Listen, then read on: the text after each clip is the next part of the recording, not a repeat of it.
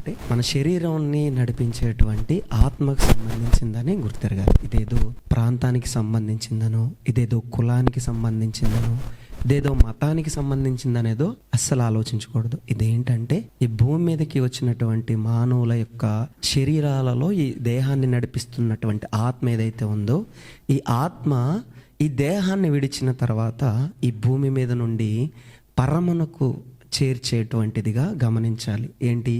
ఈ 66 పుస్తకాలలో దేవుడు మనతో పంచుకున్నటువంటి ప్రతి ఒక్క విషయం ఏంటంటే, నీవు ఈ భూమి మీదకి ఒకానొక సమయంలో నాలో ఉన్నవయ్యా, నాలో ఉన్న అతన్ని నిన్ను ఈ భూమి మీదకి పరీక్షించడానికి పంపించాను. ఈ పరీక్ష కాలంలో నువ్వు ఈ భూమి మీద కనుక పరిశుద్ధులుగా నిర్దోషులుగా కనుక ఈ భూమి మీద బ్రతికితే, ఈ దేహాన్ని నువ్వు ఎప్పుడైతే విడుస్తావో, ఆ దేహాన్ని విడిచిన తర్వాత నీలో నేను ఒక ఆత్మను, నాలో ఉన్న భాగాన్ని పంచాను కదా, ఆ ఆత్మను నేను పరమునకు చేర్చుకుంటాను అనే విషయాలను మనకి ఇది నేర్పిస్తుంది అన్నమాట. కాబట్టి గమనించాలి, ఇది మతాన్ని చెప్పటం కానీ దేశాల మధ్య ఆ మాటలు కానీ కాకుండా మన ఆత్మను నడిపించేది కనుక దీన్ని చాలా జాగ్రత్తగా మనసులో పెట్టుకుని ఈరోజు పాఠాన్ని ఎందుకు చెప్తున్నానంటే, ఇదే మాటని పౌలు గారు కొరింథీలో ఉన్న సంఘానికి చాలా చక్కగా వివరిస్తారు. అయ్యా, మనము ప్రతిదానికి ఆత్మకి సంబంధించిన ఇంకా ఆత్మకి సంబంధించిన విషయాలను ఆత్మకి సంబంధించిన విషయాలతోనే చూసుకోవాలి అనే విషయాన్ని కొరింథీయులకు రాసినటువంటి మొదటి పత్రిక 2వ అధ్యాయంలో ఆయన మాట్లాడతాడు. చూడండి 13వ వచనం. కొరింథీయులకు రాసినటువంటి మొదటి పత్రిక 2వ అధ్యాయము 13వ వచనం. మనుష్యుల జ్ఞానము నేర్పు మాటలతో గాక ఆత్మకి సంబంధించినటువంటి సంగతులను ఆత్మ సంబంధమైన సంగతులతో సరిచూచుచు ఆత్మ నేర్పు మాటలతో వీటిని గూర్చి మేము బోధించుచున్నాము. కొరింథీలో ఉన్న సంఘాన్ని ప్రేమించి ఆయన రాస్తున్నటువంటి మాటలు పరిశుద్ధాత్మ ప్రేరణతో ఏం చెబుతున్నారంటే, ఇదిగో మనం ఈ భూమి మీదకి వచ్చాం కదా, ఈ భూమి మీదకి వచ్చినటువంటి విషయాలు మాకు మనుష్య జ్ఞానాలతో మేము మీకు నేర్పించట్లేదు. మనుష్య జ్ఞానంతో కాదు. ఎవరు? ఈ బైబిల్లో రాయబడినటువంటి ప్రతి విషయం ఎవరి ద్వారా ప్రేరేపింపబడింది? పరిశుద్ధాత్మ ద్వారా ప్రేరేపింపబడింది. విషయాలని మనకు తెలుసు, అందుకని రిఫరెన్స్ చూపించలేదు. పరిశుద్ధాత్మ ద్వారా ప్రేరేపించబడినటువంటి ఆత్మ ద్వారా సంగతులు ఏవైతే ఉన్నాయో, ఆత్మ సంబంధమైనటువంటి సంగతులను ఎలా చెబుతున్నానంటున్నాడు?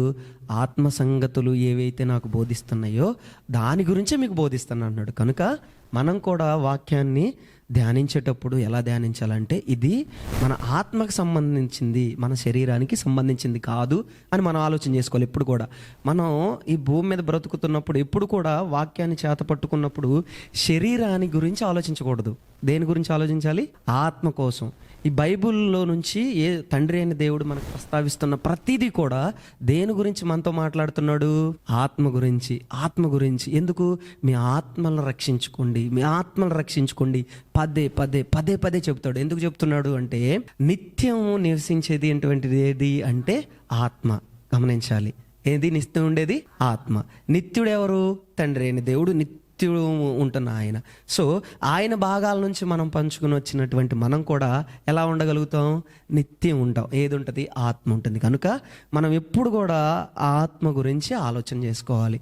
ఈ ఆత్మ నరకానికి వెళ్ళిపోకుండా పరలోకానికి వెళ్ళటానికి ఈ భూమి మీద మనం ప్రయాసపడాలి. అలా ప్రయాసపడటానికి తెస్సలోనికెళ్ళి రాసినటువంటి పత్రికలో ఒక మాటను ప్రస్తావిస్తున్నాడు. చూడండి, తెస్సలోనికెళ్ళి రాసినటువంటి మొదటి పత్రిక 5వ అధ్యాయము 14వ వచనం గమనించాలి. సహోదరులారా, మేము మీకు బోధించినది ఏమనగా, అక్రమముగా నడుచుకుని వారికి బుద్ధి చెప్పుడి, ధైర్యము చెడిన వారిని ధైర్యపరచుడి, బలహీనులకు ఊతనీయుడి, అందరి ఎడల దీర్ఘశాంతము గలవారై ఉండడని ఇక్కడ కొన్ని విషయాలను ప్రస్తావన చేస్తున్నారు. ఎవరికి? సహోదరులారా అంటున్నాడు. సహోదరులారా అనగానే ఎవరు గుర్తుకొస్తారండి మనకి? సహోదరులు అనగానే మామూలుగా మనకి ఎవరు గుర్తుకొస్తుంటారు? మాకు ఒక భార్యాభర్తలకు అయితే వాళ్ళ అన్నలు, వాళ్ళ చెల్లెళ్ళు అట్లా గుర్తుకొస్తూ ఉంటారు కదండి. అక్క చెల్లెళ్ళు, అన్న తమ్ముళ్ళు, సహోదరులు అనగానే వీళ్ళే గుర్తుకొస్తారు. కానీ ఇక్కడ తెస్సలోనికలకి ఎవరు గుర్తు చేస్తున్నారంటే, సంఘానికి గుర్తు చేస్తున్నారు. సంఘంలో ఉన్న వారిని గుర్తు చేస్తూ సహోదరులారా అని చెప్పి, మేము మీకు బోధించినటువంటిది ఏమనగా, ఏం బోధించాము అంటే అక్రమంగా నడుచుకొనిన వారికి బుద్ధి చెప్పుడే అంటున్నాడు. అక్రమంగా నడుచుకోవటం అంటే ఏంటి? అక్రమంగా అంటే క్రమమైనటువంటి పద్ధతిని ఎవరు ప్రవేశపెట్టారు? దేవుడు ప్రవేశపెట్టాడు. ఆ దేవుడు ప్రవేశపెట్టినటువంటి క్రమానికి వ్యతిరేకమైనటువంటి క్రియలు చేసుకున్న వారికి ఏం చెప్పమంటున్నాడు? బుద్ధి చెప్పండి అంటున్నాడు. ఇది జ్ఞాపకం చేసుకోవాలి. ఎందుకు ఇవన్నీ గుర్తు చేస్తున్నానంటే, నూతన సంవత్సరంలో మనం మంచి తీర్మానంతో మన ఆత్మలను రక్షించుకోవాలి. అయితే అక్రమంగా ఈ బైబిల్లో దేవుడు క్రమమైనటువంటి పద్ధతిని రాయించాడు. అవునా? క్రమాన్ని తెలిపాడు. ఏది క్రమం, ఏది మంచి, ఏది చెడు, ఏది మీరు చెయ్యాలి, ఏది చేస్తే మీరు పరలోకానికి చేరుతారు అని ప్రతిదీ మన కొరకు రాయించి పెట్టాడు. అలా ప్రతిదీ మనకు రాయించి పెట్టినప్పుడు అక్రమంగా ఎవరైతే నడుచుకుంటున్నారో, సంఘంలో అక్రమైనటువంటి బోధన ఎవరైతే చేస్తున్నారో, క్రమం కానిది అంటే బోధలు చాలా విధాలుగా ఉన్నాయండి. ఈ క్రైస్తవ సమాజం ఎలా మారిపోయిందంటే దగ్గరగా 3000 ఉపశాఖలుగా మారిపోయి బైబిల్లో లేనటువంటి విషయాలను కూడా బోధిస్తున్నటువంటి చాలా సందర్భాలు మనం చూస్తూ ఉంటాం. అది బైబిల్లో ఉండదు. బైబిల్లో ఉండకపోయినా వాళ్ళు ఏం చేస్తారంటే, వాళ్ళు కల్పించుకుని వాళ్ళు ఊహలను చొప్పించేసేసి క్రమము కానిది వారు ఏం చేస్తారంటే దేవుని చెప్పని దానిని ఏం చేస్తున్నారు? దేవోపదేశములుగా బోధిస్తున్నారు. చాలా జాగ్రత్తగా వినాలి.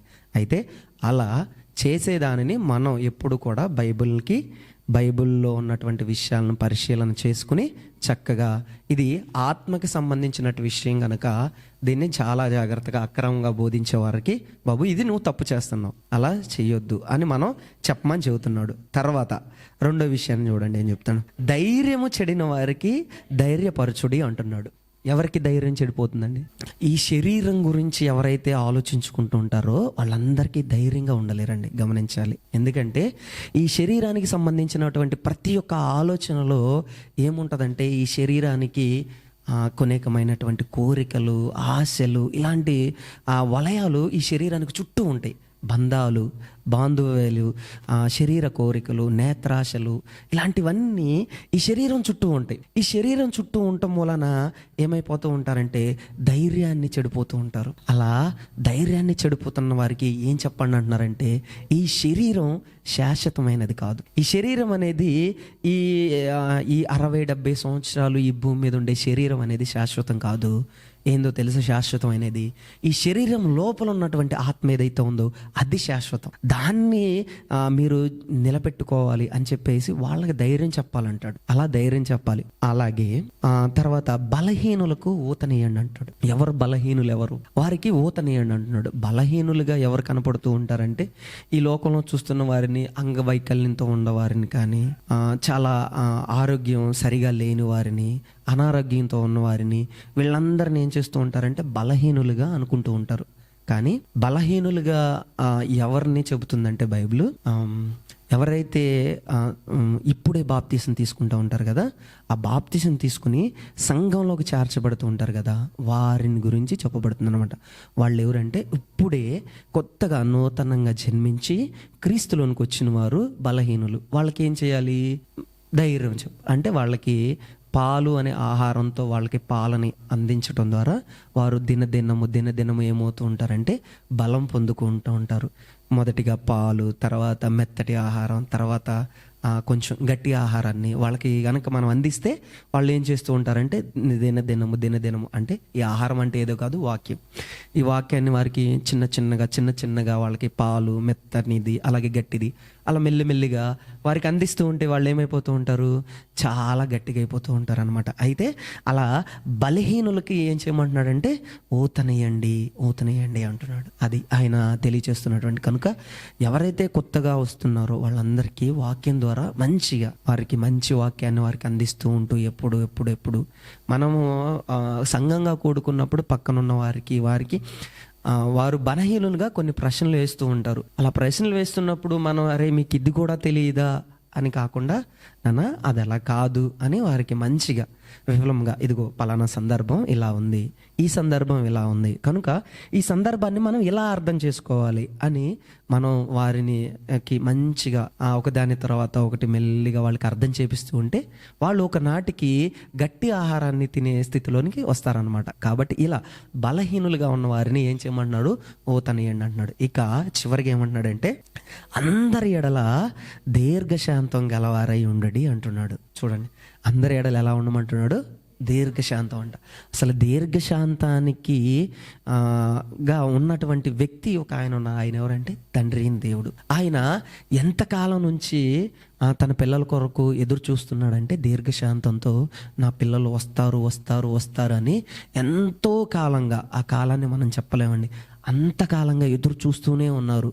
ఈ భూమి మీదకి ఇప్పటికీ ఎన్ని కోట్ల మంది వచ్చి ఉంటారో అందరి కొరకు చివరి సహదాసుల లెక్క పూర్తయ్యే అంతవరకు ఆయన దీర్ఘశాంతంతోనే ఉంటాడు. అందుకే ఆయన గురించి ఏమంటాడంటే ఆయన దీర్ఘశాంతం గలవాడు అని చెబుతాడు. సంఖ్యాకాండం 14వ అధ్యాయం 17వ వచనంలో ఆయన ఒక మాటలో చెప్తాడు. చూడండి, సంఖ్యాకాండం 14వ అధ్యాయము 17వ వచనంలో దేవుడంట దీర్ఘశాంతుడును కృపాతిశయుడును అని చెబుతున్నాడు. చూడండి, ఎవరంట?